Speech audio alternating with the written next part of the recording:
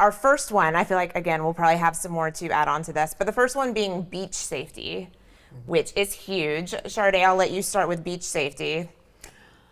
I think one of the major things is when you're at the beach, you got to watch your kids. Oh, yeah. I think so many people, you're in family gatherings, you're here for vacation, and your kids are in the water, and you stop paying attention. And Myrtle Beach is notorious for actually like kids almost drowning. And what the police do here is they actually charge the parents. It happens so often, not just on the beach, but also in the pools. So when you're here, just pay attention. Make sure that your kids have like a buddy system, and that if your kids can swim, they need to be able to swim on their own. Right. That they know how to swim, that you're paying attention to them. I don't know. And that rip current can hit Oh like my that. gosh. Like so fast. You know, and there's people always assume there's lifeguards there. There's very few areas of the beach where there's going to be lifeguards watching the water. Well, and even if there are lifeguards, I mean, we're talking about, visually, you cannot find a spot to even lay your towel down half the time because there's just so many There are people so in many. one spot. I mean, that lifeguard, there's no way, even if you have a lifeguard, that they can get every little I thing. don't even know if there always are lifeguards. It just depends, yeah. Sometimes they're out there in different spots, but they're not everywhere on the beach.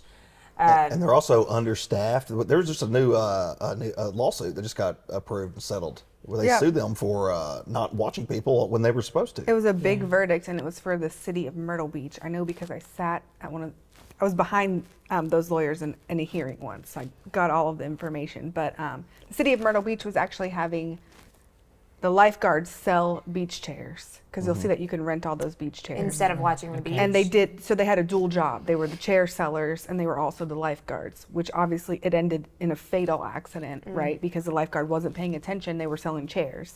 And I know that North Myrtle Beach had already done away with that practice. I remember when I was younger, actually, my mom, I lived in New Jersey for a while where their lifeguards are like the police force, right? They're trained, they're everywhere, they've got all the equipment.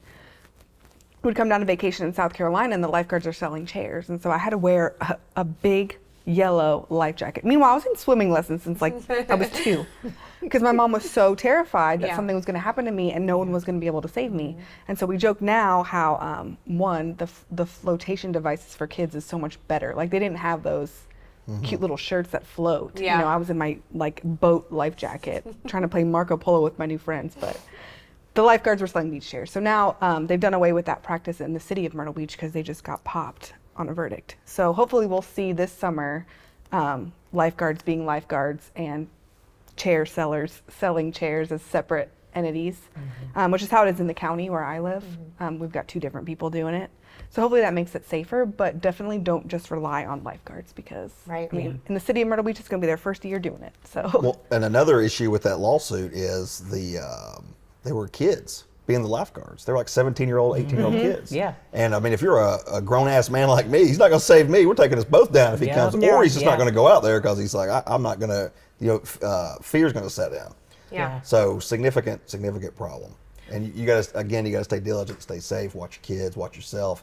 Don't try to be the brave jackass that tries to swim 100 yards out into the water, because when you're coming back, that's when you start fighting the current. Yeah. You get tired fast. Oh, yeah. and people lose sight of you, like stay within the group of Oh my people. gosh. There's no reason to go float out there Yes. on your own. It's just The rip currents are a very serious, scary thing because once you go past that little, the wake or whatever, you are down. I remember playing at the beach when I was a little bit younger, and you start off there, and all of a sudden, 5 minutes later, you're way, way down, and you can't even find where you started. Yep. Then you try to get in, you're still getting pushed over while you're trying to get in, and you're going under the pier, and the lifeguard's yelling at you to get out from under the pier, and it's scary because you feel like you're fighting against. Then you get tired, so it's it's very scary. And then also, and that's when you're allowed to swim in the ocean. A lot of times they have those safety flags to let you know the weather conditions of the beach.